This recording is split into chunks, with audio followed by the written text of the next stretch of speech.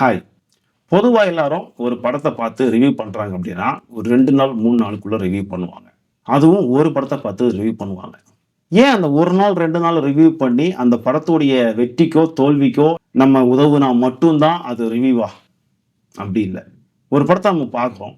இன்னொரு படத்தையும் பார்க்குறோம். அந்த 2 படத்தையும் கம்பேர் பண்ணி, இதுல எது சரி, எது தப்பு, எது நல்லா இருந்து, எது தப்பா இருந்துச்சு, எது சரியா இல்ல அப்படிங்கிறத சொல்றதுல எது தப்பு இல்லையே. உங்க நேரத்த நான் வீணடிக்க விரும்பல. டைரக்ட்டா விஷயத்துக்கு வரேன். நான் இன்னைக்கு 2 படத்த பத்தி ரிவ்யூ பண்ண போறேன். தம்ப்நெயில்லே பார்த்துட்டு வந்திருப்பீங்க. ஒண்ணு லப்பர் பந்து, இன்னொன்னு வாழை. லப்பர் பந்து எந்த விதமான ஆர்ப்பாட்டமும் இல்லாம வந்த ஒரு படம். ஒரு லோ பட்ஜெட் படம். சேம் இந்த பக்கம் வாழை. மிகப்பெரிய ஆர்ப்பாட்டத்தோடு நெறைய அதுக்கான ப்ரமோஷன்ஸ் விஜய் டிவி, ஹாட்ஸ்டார் முழுக்க எல்லா சேனல்ஸ், எல்லா புரோகிராம்ஸ்லயும் ப்ரமோஷன்ஸோட பயங்கரமா வெளிவந்து மக்கள் மத்தியில நெறைய பாராட்டை பெற்று வசூல்ல ஒரு நல்ல ஒரு இடத்த புடிச்சு நல்லா ஓடி ஓய்ந்த ஒரு படம். இந்த 2 படத்தையும் தான் நான் கம்பேர் பண்ணி பேச போறேன். 2 படத்தையுமே நான் பார்த்தேன். லப்பர் பந்து படம் நல்லா இருக்கு அப்படின்னு மக்கள் சொன்னாங்க. வாழை படம் சூப்பரா இருக்குது அப்படின்னு சொன்னாங்க. எனக்கு இந்த 2 படத்துலயுமே 2 விதமான கருத்துக்கள் இருக்குது. முதல்ல லப்பர் பந்து. ஒரு பக்கா கமர்ஷியல் படம். அந்த படத்துல ஆகோ, ஓஹோன்னு பேசக்கூடிய விஷயங்கள்லாம் ஒண்ணுமே இல்ல. பக்கா கமர்ஷியல் படம். போர் அடிக்காம சாதாரணமா கலகலன்னு போகக்கூடிய ஒரு படம். ஒரு சீனியர் ஜெனரேஷன், ஒரு ஜூனியர் ஜெனரேஷன். அந்த சீனியர் ஜெனரேஷன்ல ஒருத்தர் ஒரு பேட்டரா இருப்பாரு. ஜூனியர் ஜெனரேஷன்ல ஒருத்தர் ஆல்ரவுண்டரா இருப்பாரு. இவங்க 2 பேருக்குமான ஒரு ஈகோ பிரச்சனை. அந்த ஈகோ பிரச்சனைக்குள்ள சில காதல்கள் வரும். அதுக்குள்ள சில பிரச்சனைகள் வரும்.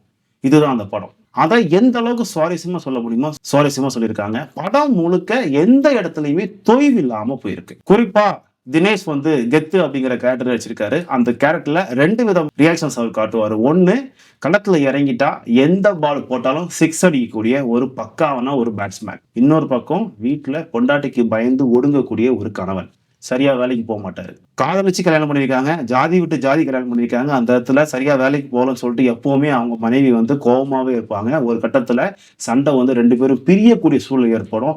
அந்த பிரிஞ்சு அவங்க 2 பேரும் ஒண்ணாகுற மாதிரியான ஒரு சீன் வரும். அந்த சீன்ல தான் உண்மையான காதல்னா என்ன அப்படிங்கிறத அவ்வளோ அருமையா காட்டியிருப்பாங்க. பிச்சில் வரும்போதெல்லாம் அவருக்குன்னு ஒரு விஜயகாந்த் பாட்டை போட்டு அப்படி கெத்துனா கெத்து அப்படின்னு சொல்லிட்டு அப்படி ஆர்ப்பரிக்கிற மாதிரி ஒரு சீன் இருக்கும். அதே நேரத்துல இன்னொரு பக்கம் பொண்டாட்டி வந்தா தப்பிச்சு ஓடி ஒளியக்கூடிய ஒரு கேரக்டர். இந்த 2 வேரியேஷன்ஸ் தான் சூப்பரா ரசிக்கும்படியா அருமையா காட்சிப்படுத்தியிருப்பாங்க.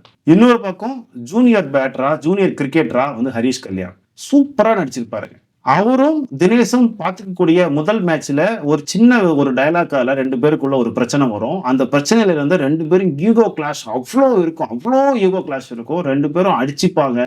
2 பேரும் போட்டி போட்டு நிறைய விஷயங்கள் பண்ணுவாங்க. நீ பெரியவனா நான் பெரியவனான்னு சொல்லிட்டு அந்த படம் முழுக்க ஈகோ வழிஞ்சு நிரம்பும். ஆனாலும் கூட வயசுல மூத்தவரா இருக்காரு அப்படிங்கிற ஒரே காரணத்துக்காக எந்த நேரத்துல அவரை பத்தி பேசினாலும் அந்த அண்ணன், அந்த அண்ணன், அந்த அண்ணன் அப்படின்னு சொல்லிட்டு மரியாதை கொடுத்து பேசக்கூடிய அந்த கிராமத்து வழக்கு அதை அப்படியே கண்டினியூ பண்ணிருப்பாங்க. பாக்குறதுக்கு ரசிக்கும்படியா இருக்கும்.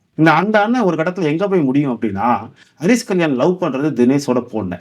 இவரு போய் பார்த்து எல்லாம் பேசி முடிச்சு வீட்டுல எல்லாம் சம்மதம் சொல்லிடுவாங்க. அதுக்கு பிறகுதான் தெரியும் தினேஷுக்கும் ஹரிஷ் கல்யாணுக்கும் ஒரு பிரச்சனை இருக்குங்கிறது. அதை சுத்தி நிறைய பிரச்சனைகள் நடக்கும்.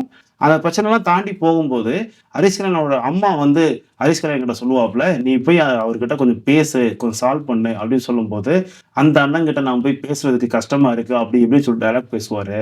அப்பதான் அவங்க சொல்லுவாங்க, ஏண்டா டேய் அவர் உனக்கு அண்ணன் இல்லடா மாமனார் அப்படின்னு.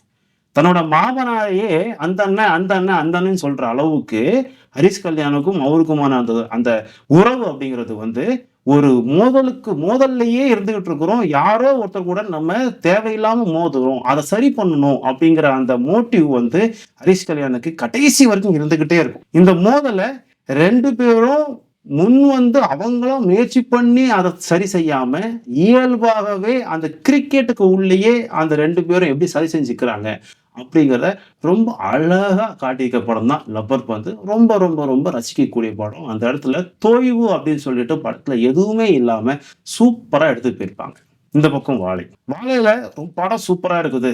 படம் வந்து ரொம்ப அருமையா இருக்குது. மனதை கணிக்க வைத்த படம் அப்படின்னு சொல்லி எல்லாரும் சொன்னாங்க. படத்தை நேர்ல பார்த்தவங்க கூட கேட்டபோது சொன்னாங்க, கிளைமேக்ஸ்ல கொஞ்சம் ரொம்ப உருக்கமா இருக்குது. ஒரு ஒப்பாரி பாடல்லாம் வருது அப்படின்னு சொன்னாங்க. அதை தாண்டி வேற என்ன இருக்கு, என்ன இருக்கு, என்ன இருக்குன்னு கேட்டப்போ தெளிவான எந்த பதில்களும் எங்கேயும் வரல.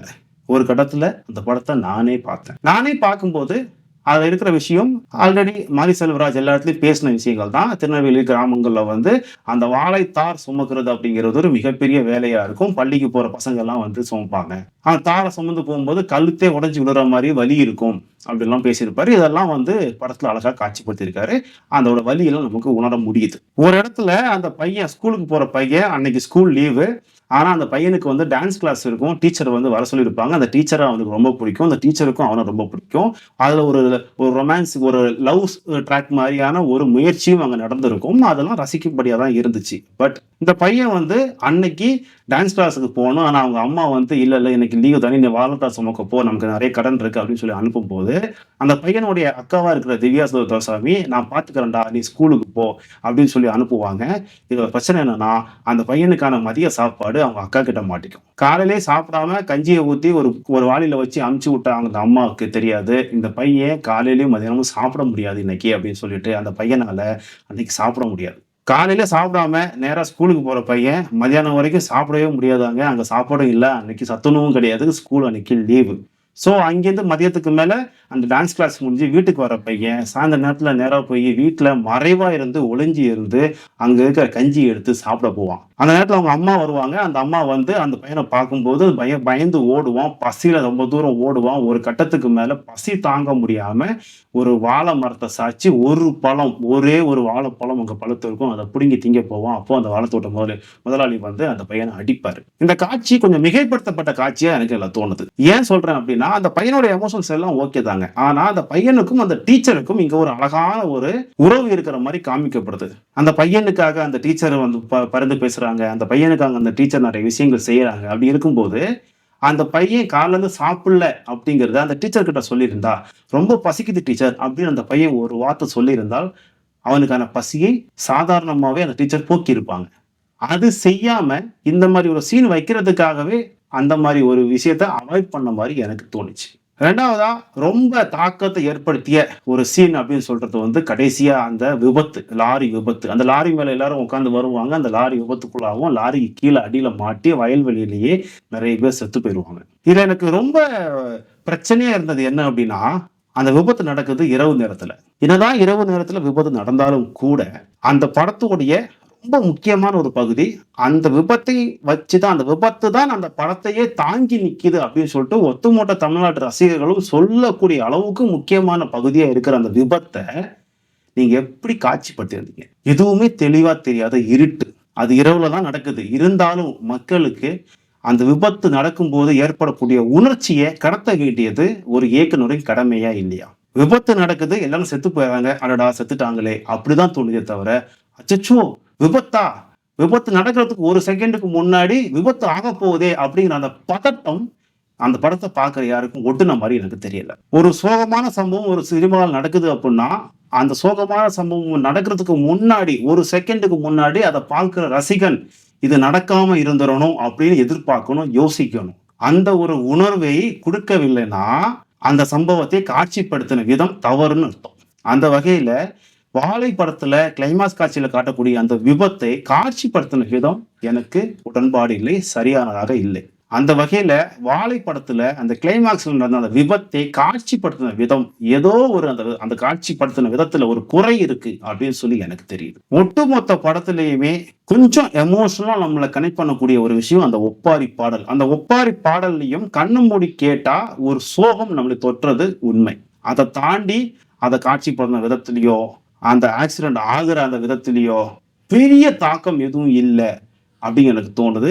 அப்படி இருந்தும் தமிழ்நாடு முழுவதும் அந்த படம் வந்து மிகப்பெரிய அளவில் கொண்டாடப்பட வேண்டிய காரணம், அந்த மாரி ஒரு எமோஷனலான ஃபிலிம் இங்க வரவே இல்லன்னு அளவுக்கு பேசக்கூடிய காரணம், இங்க அந்த படம் மிகைப்படுத்தி பேசப்பட்டதோ? அப்படிங்கிற ஒரு கேள்வியும் எனக்கு இருக்குது. என்னுடைய இந்த கேள்வி, என்னுடைய இந்த புரிதல்ல உங்களுக்கு ஏதாவது மாற்று கருத்துக்கள் இருந்தா, கமெண்ட் செக்ஷன்ல கமெண்ட் பண்ணுங்க. வீடியோவ பார்த்து புடிச்சிருந்தா லைக் பண்ணுங்க. பிடிக்கலனா கண்டிப்பா டிஸ்லைக் பண்ணுங்க.